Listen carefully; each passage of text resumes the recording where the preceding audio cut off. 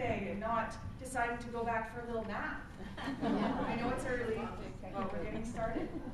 So today, spring into your best self. Isn't this the best season? Rebirth, new energy. Hopefully you have energy. We'll see. Well, before we get started, I'd like to know a few things from you. So what I would like to do today is give you some tools so you can spring into your best self. But maybe you have a different idea. So first, what brought you here today? Could you let me know? Anyone want to share? What are you hoping to get? Oh, fun? Okay, how about this session right now? Because you picked it. Oh, okay. I like the devil on Thomas in your title. Because I'm an English person. Yeah, okay. Maybe next question. What do you hope to walk out with today? Yes? Some idea about how to have more balance in my life. Balance. Wonderful. Great coaching word. Any others? Yes? Learning how to stay in the moment. Yes. I still struggle with that one. Right now, I'm still in bed. Staying in the moment and balance. Anything else? Learning to express all of who you are. Ooh, hopefully you can do that today. So expressing yourself fully. Accepting opportunities. Fully, okay. I just heard opportunities. Tapping into the authentic. Tapping into your Authentic. authentic. And staying there.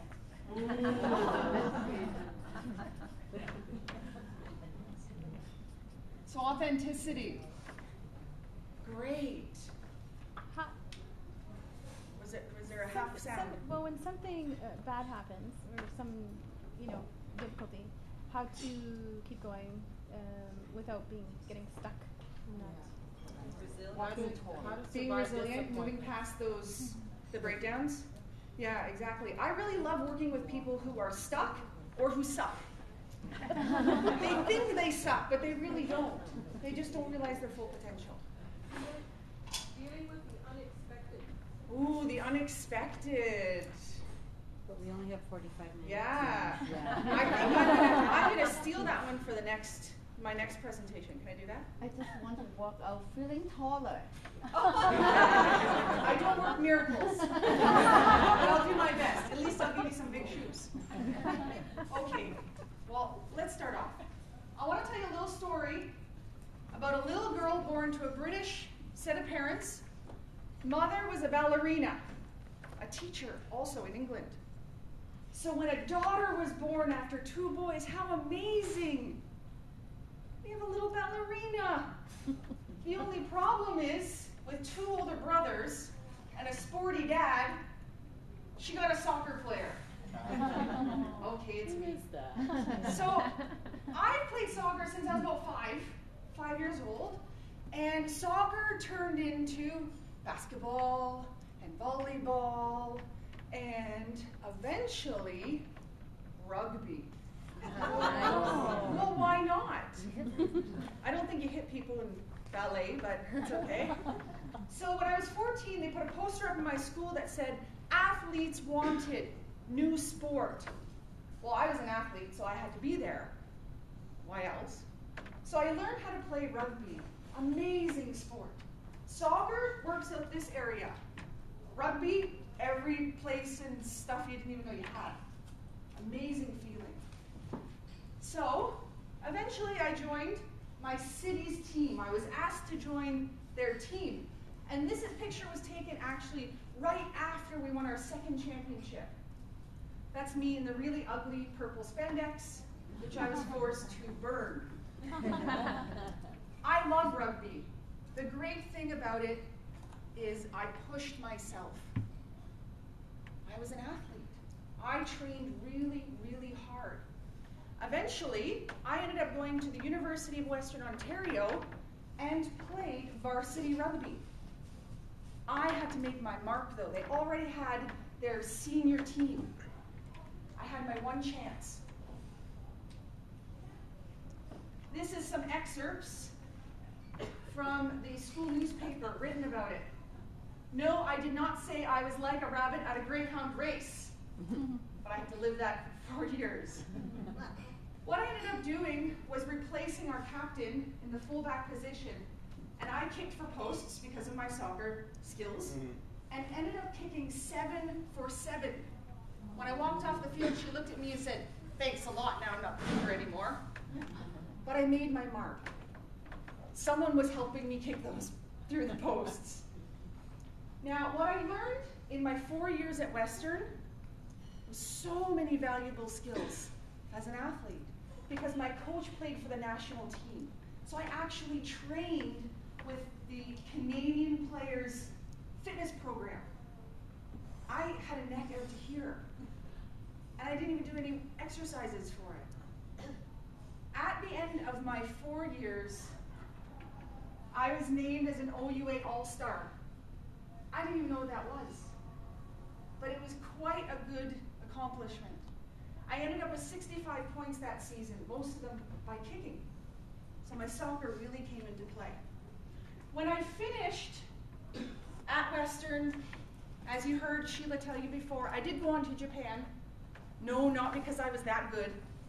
I went on to teach English, but when I was there, I jumped into a female rugby team in Japan. I played for the Nagoya ladies team. I also found a pickup international squad of boys, or men, and I played soccer with them. Every time I returned in the summer, I played soccer and rugby for my city. Now, why am I telling you all this? Well, eventually, when I returned back from Japan and all my travels, I met a rugby player. Normally, as a rugby girl, you do not date rugby players. But I found one, a Kiwi, and he was a keeper. Because he brought me out here. You have an amazing, amazing province where you can play soccer year-round outside.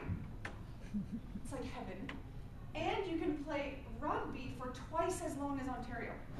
You play for 8 months here, 2 seasons. There we only play 4 months. Imagine how good I could have been if I was here. So I had to, again, establish myself on this team. Eventually I did, through my kicking again. Until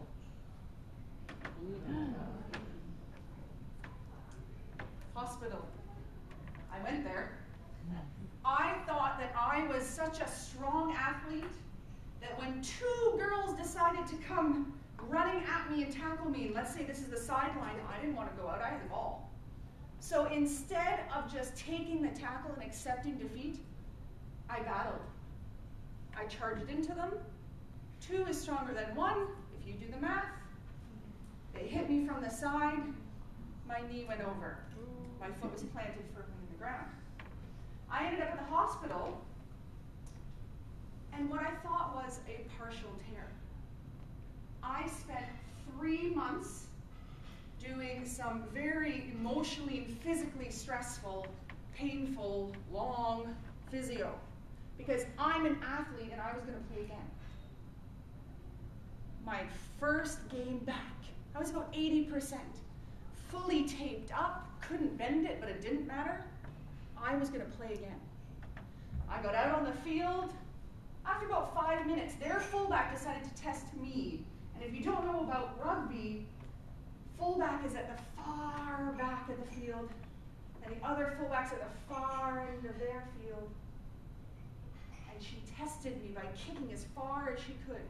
So I backed up, and I backed up, and I backed up, and eventually got in proper position, and I went to catch in the proper skills. My teammates said it looked like I was shot in the leg. I was all by myself. How embarrassing. All by myself, and my knee went out. They said it looked like I dropped like a sack of potatoes. Everything went black. Pretty sure I screamed. And all I could think about was the sound of the feet as the girl picked the ball up and went and scored. How embarrassing. It ended up being a full tear. I had ACL reconstruction about a year later, but because I was working, I was unable to give it the proper time it needed. Because I was an athlete. I was tough. Now what happened was one of these lows. When you're not working out, you can't lose your stress. When you're not working out, you're probably sitting at home doing nothing. You're bored. When I'm not an athlete, what am I? It seems silly, but to me, I didn't know who I was. Being an athlete was such a strong foundation of me as a person. I was lost. Now, good things happened in my life. I got a promotion. I got proposed to by the Kiwi rugby player. But the thing was, my life was so off balance because I had lost such a huge part of me that I ended up falling into depression. But I didn't know. Because really, who cries over not being able to play sports anymore? Isn't that silly? You don't cry when you're hurt. Because you can't play a game. Who cares? People are dying. People have cancer. Why are you so sad? But that was my reality. I postponed my wedding. Nearly quit my job. So for me, it was devastating. Now maybe right now you're feeling something. You're feeling your own low point. Maybe you know it from the past and you just can't get rid of it. What was your breakdown? Think about it right now. What was that time that you broke down? What was your low point? Or is there just an area of your life that you really wish could just be better? That's what I want you to think about right now. Okay? You can open up your papers. You're going to see circles on the left side, top left. Right in the middle, please write what your breakdown is. It doesn't have to get fully personal. If you don't want to write it, that's fine.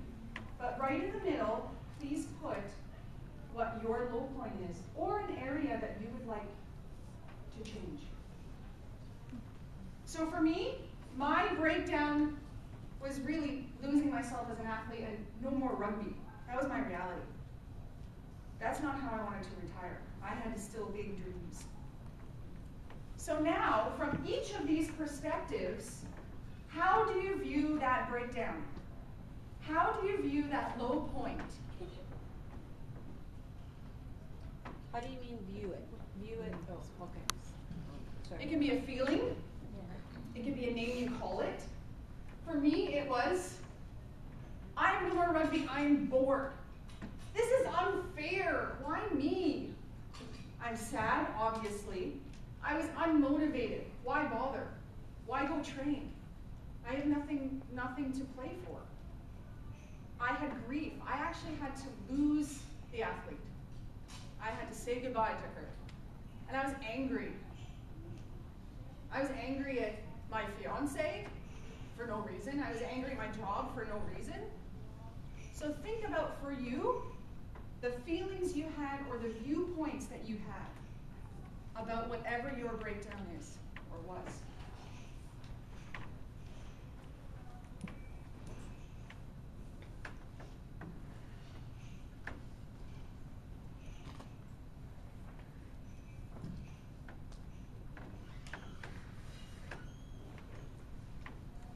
Now, for everyone, I've been learning to feel the room. It's low. Right? There's a low energy in the room. And that's okay. Because right now, we are living in the moment. So if you didn't have your own story and you felt my story, then thank you, because that made my story feel like it was accepted. But low points to high peaks. We don't want to stay down here, do we? No. But I was lost in that for so long because I tried to do it by myself. That's not the way to do it. A lot of times in life we have these high peaks. Oh my gosh, wow, I kicked 7 for 7, I'm so awesome. Oh, I just lost the championship, or I just got my great promotion, just got fired. My kid just won the school award, and oh my gosh, just came home with a nose ring. Okay, we go through high points and low peaks, but what we want to do is try and balance it out, not flat, because we don't want a flat line, but we want it to be a mountain range. Okay, so how do we do that? We have to live in those feelings. We have to try them on. I don't expect you to do it right now. That's maybe a lot to handle, and you really don't want to see me in those. But think about the grief or the sadness or the anger. Be in that. Respect those feelings. Because otherwise, all you're going to do is lock them up in a part of your inner rooms and lock it up and lock it up and lock it up and lock it up. And eventually, you're living in such a small space, you won't even have any time for those high peaks.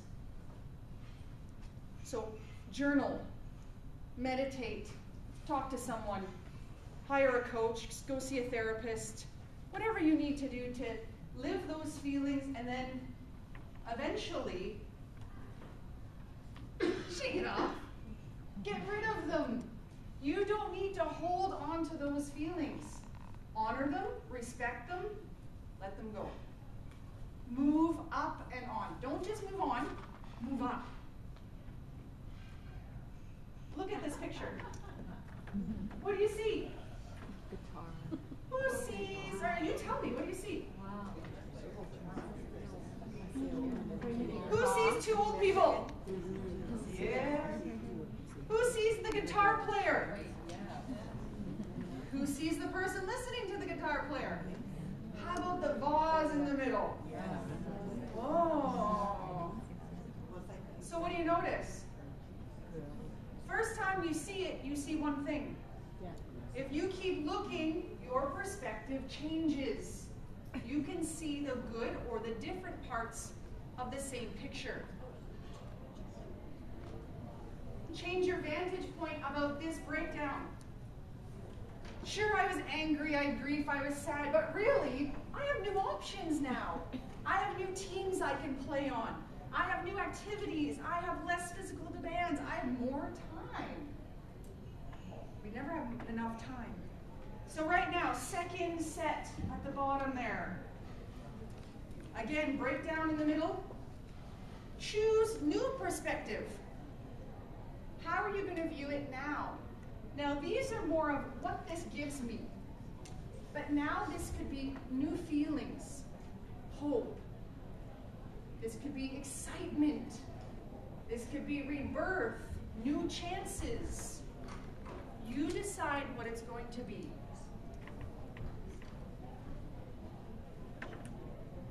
So these are mine. Could be the same for you, or you can choose your own.